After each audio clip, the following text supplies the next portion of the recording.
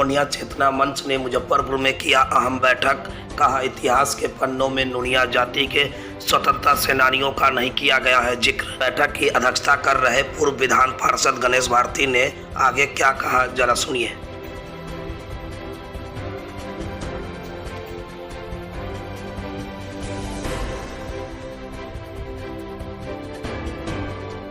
अधिकार भी मिलेगा तब आपका बेटा जीत करके जाएगा, तब जो है आपका अधिकार मिलेगा, अवश्य मिलेगा। और हम जा सकते हैं, तो राम मंदिर ने नाम दिलाया कि देखो ये हनुमान जो है अपार शक्तिशाली है, ऐसा ऐसा समुद्र एक बार गया, अनेक बार जाएगा, अनेक बार आएगा, इसको तो वर्णित करने वाला नहीं, बहुत बड़ा वीर बन रहा है।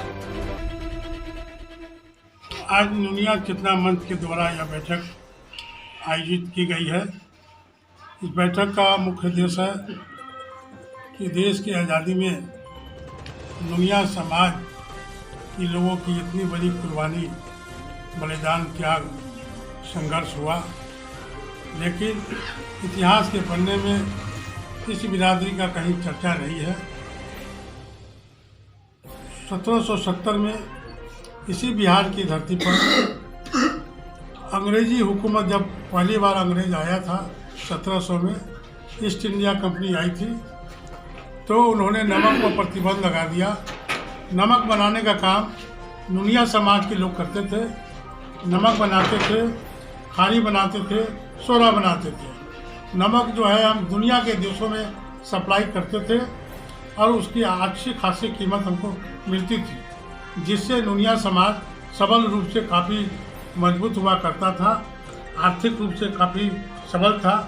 लेकिन ईस्ट इंडिया कंपनी आने के बाद से नमक पर प्रतिबंध लगा दिया, जिसके खिलाफ नोनिया समाज के लोगों ने नोनिया विद्रोह किया अंग्रेज के खिलाफ, जो इतिहास के पन्ने में भी दर्ज है और हम लोग को भी पता नहीं था। लेकिन बीपीएससी यूपीएससी के परीक्षा में जब यह पूछा गया कि नोनिया विद्रोह कब हुआ, तब हम लोग को नींद खुली। तब इसके तहकीकात में हम लोग गए तो पता करने का काम किया। 1770 से लेकर 1800 ईस्वी तक, यानी 30 वर्षों तक इस समाज के लोगों ने अंग्रेज के खिलाफ विद्रोह किया। आप अनुमान लगा सकते हैं कि 30 वर्षों में कितने लोग अंग्रेजी हुकूमत के गोली का शिकार हुए, कितने लोग जेल गए, कितनी माँ बहन के अस्मक मिटी गए, कितना प्रताड़ित किया गया। ये हमारा गौरवशाली इतिहास रहा है।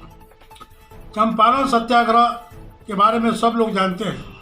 1917 में चंपारण में किसानों के साथ जो नील की खेती करते थे, उस पर अंग्रेजी हुकूमत का अत्याचार बढ़ गया और महात्मा गांधी जी चंपारण आए और चंपारण में भितियरवा गए।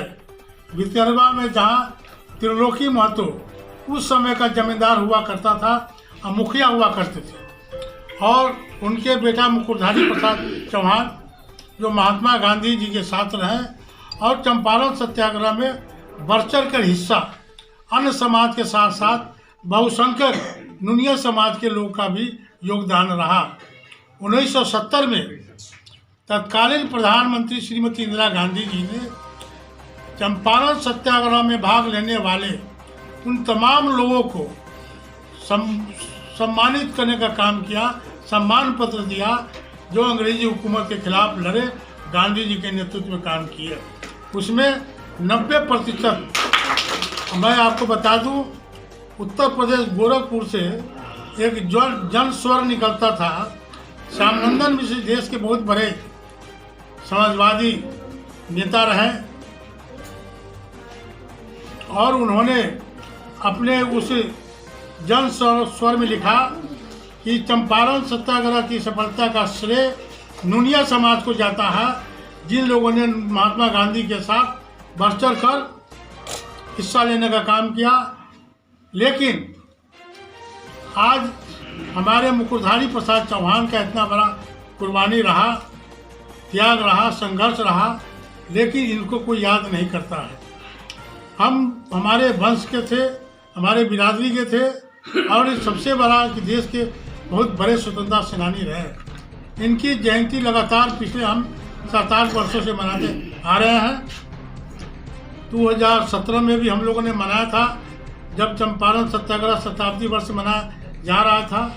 उस समय भी हम लोगों ने यहाँ पर देश में नुनिया समाज के लोगों की त्याग और कुर्बानी, राष्ट्रीय स्तर से भी बहुत सारे लोग उसमें भाग लिए थे। उसके बाद भी हम लोग करते रहे। इस बार भी हम लोग 1 मई 1901 में उनका जन्म हुआ था। मई महीने में 1 मई उनका जयंती का दिन है। इस बार भी हम लोग 1 मई को स्वतंत्रता सेनानी मुकुटधारी प्रसाद चौहान जी का 121वीं जयंती नोनिया स्वाभिमान सम्मेलन सह त्रिस्तरीय पंचायत चुनाव में निर्वाचित जनप्रतिनिधियों के सम्मान समारोह के रूप में मनाएंगे। उसी की तैयारी के लिए आज की बैठक बुलाई गई है। एक कहावत है कि जिन लोगों ने इतिहास लिखा उन लोगों ने इस समाज के साथ बेईमानी किया। गुलशन की जरूरत पड़ी, लहू हमने दिया, जब चमन में बाहर आई तो कहते हो तुम्हारा काम नहीं। यानी देश के एकता के लिए, अस्मिता के लिए, देश की आज़ादी के लिए, आवाम की लड़ाई में हमारा बड़ा योगदान रहा है। आज हम अपने वर्ग के, अपने समाज के जो गौरवशाली जो नेतृत्व रहे हैं उनका मान सम्मान दिलाने के लिए यह कार्यक्रम हम लोग कर रहे हैं।